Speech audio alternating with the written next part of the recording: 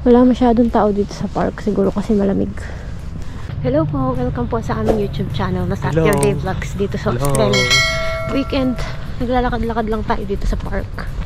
Parang habang maganda yung panahon, hindi umulan. Kasi nung mga nakaraang ilang weekends, di ba, umulan. So sabi ko, maglakad tayo ngayon para makapag-exercise kahit papano. So, ilang beses na tayo umikot dito sa Boronia Park na ito. Meron silang mga ganyan. Mga libreng sige. Equipment pang exercise. Ito yata pang sit-ups. Ito pang pull-ups ba tawag dyan? Oo nga na-adjust yata yung height niya na. Hindi.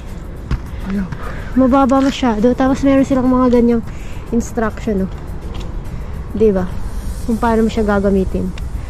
Libre lang yan. Nandyan lang siya palagi. So, kumbaga yan yung mga part ng mga tax na binabayaran sa government. Wow. Okay yan. So, kung talagang masipag ka lang talaga at masigasig maging fit at healthy, meron namang mga ganyang libreng mga equipment no? Hindi mo na kailangan gumastos. Habang naglalakad-lakad tayo dito sa Boronia Park, magsagot ako ng mga questions tungkol sa pagbili ng car. So, basahin natin. Meron akong sinave na 3 yata o 2 questions tungkol doon. After 2 years ng COVID pa tayo naglalakad dito, di ba? Nagawa na tong parang upuan tsaka itong pinaka facilities nila dito. May locker room siguro dito tsaka kung ano man. Pati doon may lakaran na. Silipin nga natin. Pero parang ongoing pa rin. Pero at least diba nabuo na. Kahit pa paano. May lakaran na ganun ramp. Wow, maganda. Maganda rin. Ayan may toilets. Para sa mga yung nag-exercise doon. So, meron kang mga toilets, locker room, changing room, ganyan. Ito rampa. Oo. Para sa yung accessibility, di ba? Galing kay KKJA20, sabi niya, hello, di ko po sure kung nakapag-post kayo ng video tungkol dito. Pero ilang months kayo nasa Australia bago kayo nakabili ng car. Background lang, nag-migrate kami dito sa Australia ng 2020. Tapos, nung time na yun, hindi pa kami nag-avail agad ng card. Kasi na-feel namin na hindi pa kailangan. At tsaka sakto din kasi na COVID nun, di ba? So parang hindi practical na may sasakyan kami nung time na yun. Or kumuha kami ng sasakyan tapos magbabayad ka ng loan. Kaya after 2 years pa kami nagkaroon ng sasakyan dito sa Australia. So, i-elaborate ko lang, nung nag-migrate kami dito sa Australia ay first quarter ng 2020. So, nung time na yun, biglang nag-lockdown, nagka-COVID dito. So, in relation sa pagbili ng kotse, hindi kami ganun ka-keen. Ano bang Tagalog sa keen? Hindi kami ganun ka-desidido or yung pina-prioritize namin na bumili ng sasakyan. Kasi una, hindi naman kami magaling pa magmaneho. Tapos dito sa Australia, right-hand driving pa sila, di ba? So, kumbaga iba siya sa Pilipinas. Pangalawa, meron kang kailangang mga asikasuhin ng mga lisensya dito sa Australia para makapag-drive ka. Nung time na yun, hindi naman namin priority magkasasakyan agad kasi yun nga, hindi kami pa marunong mag-drive. Kailangan mo pang mag-driver's knowledge test.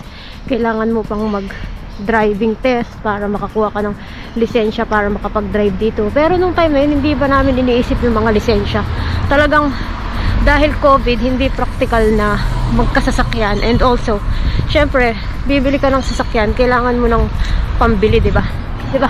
Tama. Kumbaga, nung time na yun, tag-COVID, wala ngang hiring. Alangan namang unahin pa naming bumili ng sasakyan bago yung makahanap ka ng trabaho, di ba? Kaya yung priority namin nun, hindi yung pagbili ng sasakyan.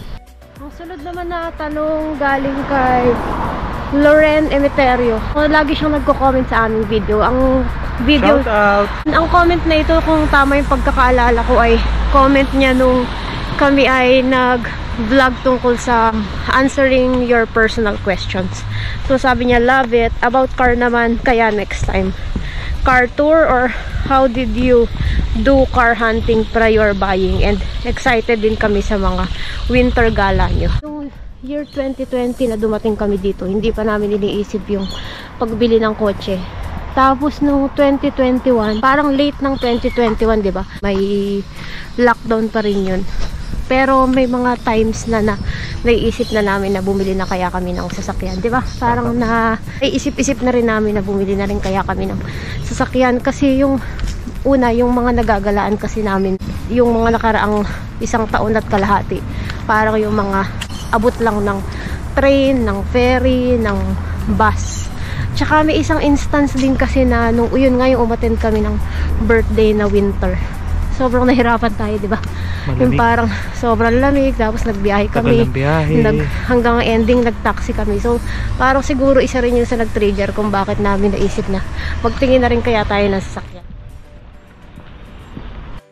Yan, so nung middle ng year 2021, na yun nga, naiisip na nga namin na magtingin na nga kami kaya ng sasakyan. So si Dale, nag-start na siya na mag-driving lesson, di ba? Tapos kaso nung time na yun, ang hirap mag-book ng driving test kasi nga COVID. So parang napaka-limited na mga slots na available kasi nga COVID, parang konti lang yung mga examiner nun, no? Yun limited lang. Oo, limited lang. So yun yung nangyari nung time na yun. So parang nag-start na kami, actually hindi kami, si Dale nag-start na siyang mag-research kung ano ba yung mga sasakyan na okay sa tingin namin. So meron kaming mga questionnaire na inisip namin, ano bang bibili namin, brand new ba o second hand? Tapos kotse ba o yung medyo malaki-laki, 'di ba? Ano pa ba yung mga tanong natin nun? Kung second hand, mura-mura siya, tapos siguro hindi kami magkaka-loan kasi baka kaya naming bilhin ng cash kasi nga second hand, mura-mura. Pero ang problema naman dun, kung sakaling masira yung sasakyan, hindi naman kami marunong magmekaniko kasi nga wala kaming alam in terms of ano, mamasyal lang alam namin. Wala kaming alam tungkol sa mga parts ng sasakyan or magkumpuni ng mga sasakyan. So yun yung concern namin kapag second hand, although mas mura, kumbaga ma-avail namin agad na, hindi kami mangungutang. Pero kung brand new naman, at least kung katulad niya na naglo-long drive kami, hindi namin iisipin na baka may masira habang nagda-drive kami, 'di ba?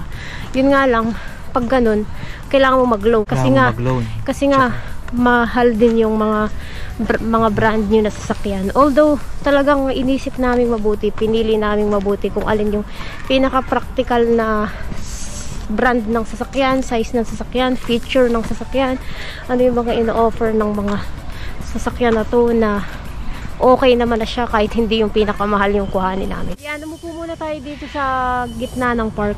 Kung ang gusto mong bilhin ay bagong sasakyan, ibig sabihin brand new na sasakyan, kailangan mo munang mag-ipon ng pang down payment, di ba? Kasi malaki rin yung diferensya ng brand new at saka yung second hand. Meron kasing mga nabibili talaga na second hand na mura lang, I know. Magtitingin ka lang sa mga marketplace o kaya sa mga dealer, meron silang mga sasakyan doon na second hand.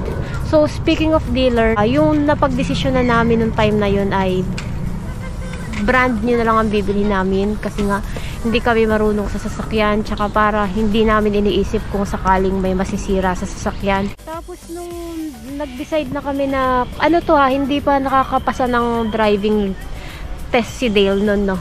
Hindi pa. Kumbaga babasa-basa na kami ng tungkol sa saan ba magandang kumuha ng sasakyan, ng dealer. So yung si Dale kasi masipag mag-research ng mga ganyan. Actually, pinapakita niya lang sa akin kung okay ba ito. Pero si Dale talaga yung pinakamasipag mag-research. Nung nagpunta na kami sa dealer, ang pinili namin ay yung medyo malapit-lapit sa lugar namin para madali lang din magbiyahe, di ba? Tapos kapag pala pupunta kayo sa dealer na ganyan, basahin niyo mabuti kasi si Dale binabasa niya mabuti. Hanggang binakita siya doon na pag nag-sign up ka sa website, sa kanilang account, meron kang makukuha mga freebies, di ba? Mga promotion. So may mga promotion sila. So basahin niyo, tas huwag kayong mahiya na i-claim siya kapag nag-avail kayo sa sasakyan na yun. So yun namang next na tanong, si Ivan IO1 or ano kayong basa dun? Hi, good day po. Nakasubaybay kami sa mga vlogs nyo. Pwede po mag-request kung paano po makabili at or loan ng car dyan sa Australia. We are migrating po dyan soon. Thank you and God bless. O yan, so si Dale yung sasagot, paano nga ba makabili ng car or mag-loan dito sa Australia? Para makabili ka ng sasakyan, obviously, kailangan may pera. Oo. Kailangan handa kung magkano yung gusto mong i-deposit, ilang percent. Oo. So, normally alam ko minimum 5% deposit. Okay. Minsan may 0%. Ah, talaga? Pero risky yun kasi ang laki ng utangin mo. Tsaka kung bibigyan ka ng interest, syempre malaki din yung interest. Kaya mas maganda medyo pataas ang deposit. Oo. Yung practical lang na hindi ka rin uutang at hindi rin ganun kasakit sa bulsa. Yung ilalabas mong pera. Tapos tinitignan ng dealer kung capable ka magbayad. Oo. So advisable, kailangan may trabaho ka kasi gusto nila malaman kung paano i-sustain yung loan. Oo nga. Tapos chine-check nila kung may mga utang, ano yung mga iba mo pang utang.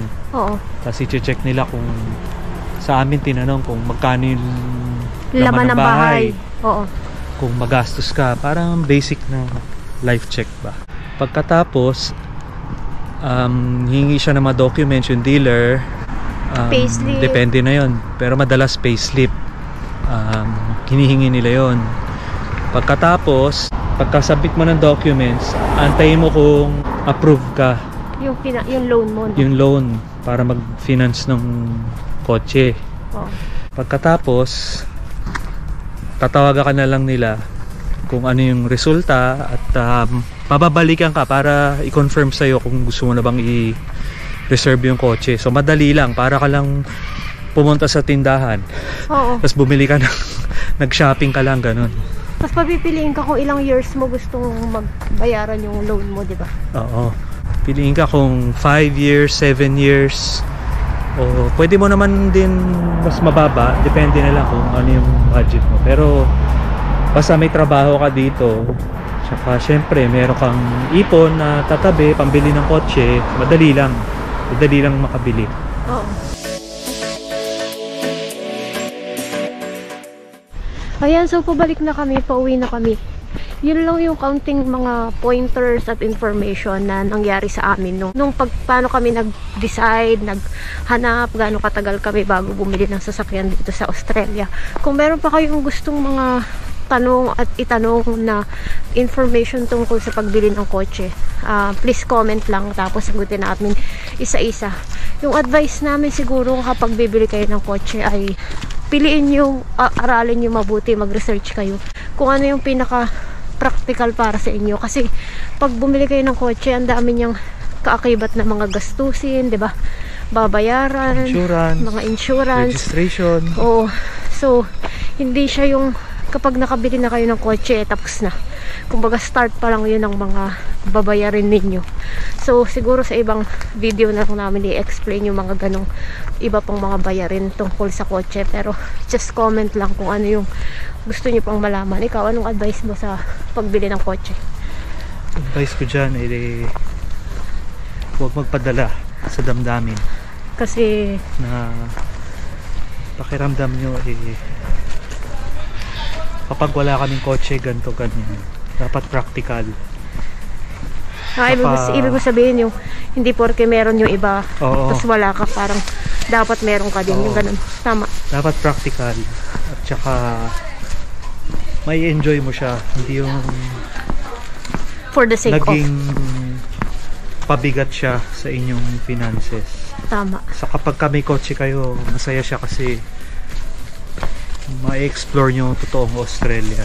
Yung mas malayo, no? Oo. Yung kotse, sa aming sitwasyon, nasa city kami, hindi siya ganun ka-necessity sa simula.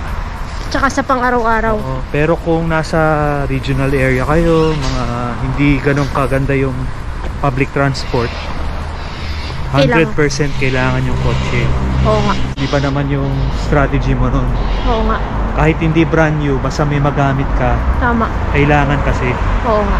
Nakauwi na kami sa bahay. Sana ay meron kaming na-share sa inyo na kaunting information tungkol sa pagbili ng sasakyan dito sa Australia. So, kung meron kayong mga gusto pang malaman na mga impormasyon na related sa pagbili ng sasakyan, please comment lang at sasagutin natin. So, again, kung bibili kayo ng sasakyan, maging practical lang kayo kung ano lang yung cash kaya ng budget nyo, especially kung ano yung kaya ng yung kapag kung kunwari maglo-loan kayo, yung kaya ng bayaran ng sweldo ninyo para hindi kayo magipit sa inyong pang-araw-araw na pamumuhay. Ganun lang. Pasimplihin lang natin yung mga bagay-bagay para hindi rin tayo yung mahihirapan. Maraming salamat sa inyong pagsuporta at panonood sa aming mga videos at sana ay nagugustuhan nyo yung mga content namin. Please comment lang at saka subscribe sa aming YouTube channel. So maraming salamat po sa inyong panonood. Mag-ingat kayo palagi. Stay safe and God bless you. Maraming salamat po. Hanggang sa muli. Bye-bye!